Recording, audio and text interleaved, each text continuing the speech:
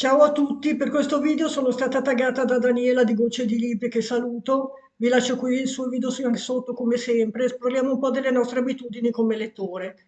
Vi ricordo che nella descrizione trovate sempre il link per provare diversi servizi Amazon gratis e il link per acquistare i libri citati.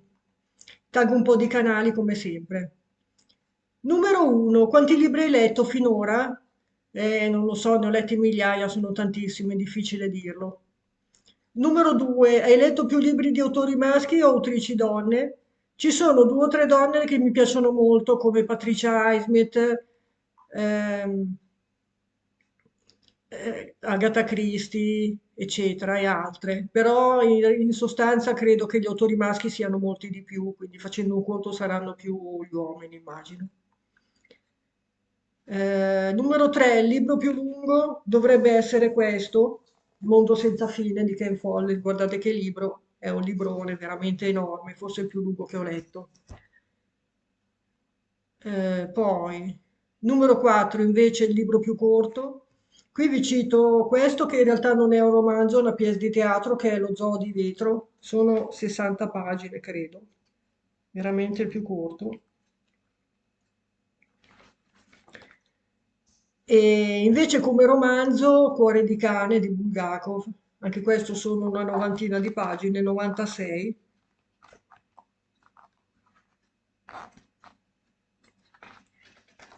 96-97 pagine sono, meno di 100, di Bulgakov, dove praticamente l'autore si immagina uno scienziato pazzo che trapianta il cuore di un cane nel corpo di un essere umano e questo cane si trova a vivere come un umano, diciamo, parla delle sue sensazioni. Numero 5, la copertina più bella. A me piace molto questa, che è la Divina Commedia di Dante Alighieri. Guardate che bella immagine che c'è in copertina e anche proprio la rilegatura come fatta di classe, molto bella, molto elegante. Anche perché è un libro che ho pagato veramente poco, credo di averlo pagato 5 o 6 euro, una sciocchezza proprio, per il libro che è pochissimo. Hai scoperto nuovi autori e autrici, numero 6. Di recente sì, ho scoperto Jack Ritchie, questo autore che io non conoscevo, un autore di racconti noir molto belli. Tanti sono stati utilizzati da Hitchcock per i suoi telefilm, c'è anche il racconto che dà il titolo al libro, Enrica la sposo l'ammazzo, da cui è stato tratto il famoso film con Walter Matthau, non so se lo conoscete. Numero 7, il libro che ti è piaciuto di più? Ce ne sono diversi, comunque di recente direi La perla di John Steinbeck. Molto bello, un racconto che parla di un giovane cacciatore di perle poverissimo che vive in una capanna, un messicano, che sogna di cambiare la sua vita dopo che ha trovato una perla di immenso valore, in realtà troverà solo problemi. Bellissimo questo libro, se non conoscete Steinbeck ve lo consiglio assolutamente, anche perché è un libricino che si legge in 3 ore, è uno dei più belli che io abbia mai letto, proprio per come descrive le situazioni, i personaggi. Poi, numero 8, il libro che ti è piaciuto di meno, qui vi cito Q di Luther Blissett, che è un gruppo di scrittori, veramente era un esperimento letterario, che è un thriller medievale, credo. Q era un personaggio misterioso. È un librone lunghissimo che io ho trovato veramente molto pesante e non l'ho neanche finito.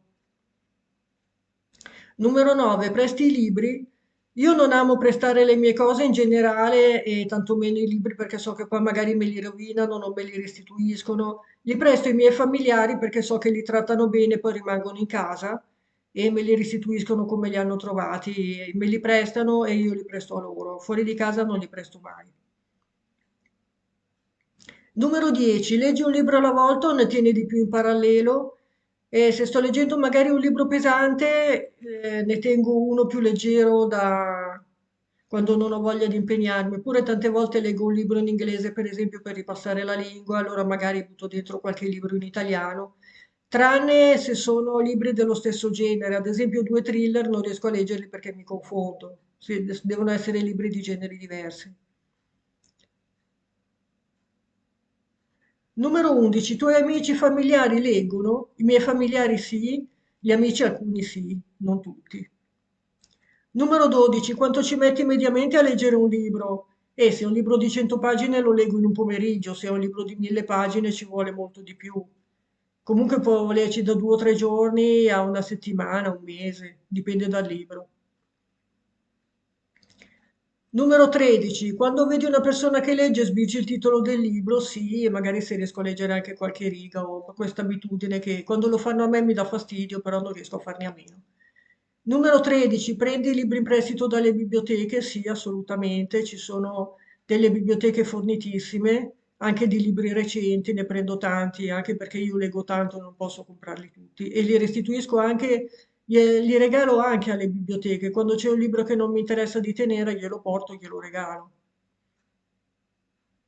Numero 15, quale libro non sei riuscito a finire? Ce n'è più di uno, anche qui comunque diciamo Espiazione di Ian McEwan, che è un libro che parla di un personaggio, un protagonista che è convinto di aver commesso un delitto e passa la vita a espiare. Io in realtà l'ho trovato molto noioso e non l'ho finito. L'ho iniziato ma non sono riuscita a finirlo.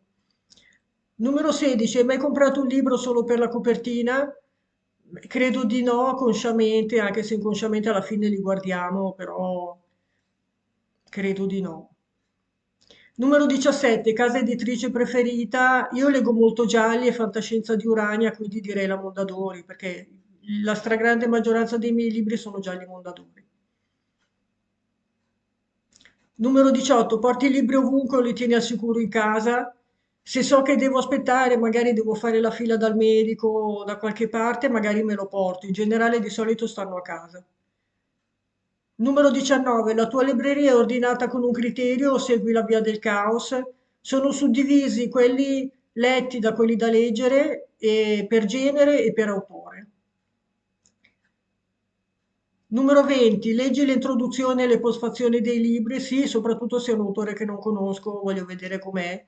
Se è un autore che conosco già, magari lo compro lo stesso, anche se non mi convince, perché magari so che è bravo. Se è un autore che non conosco, sì, e poi guardo anche le recensioni su internet, queste cose.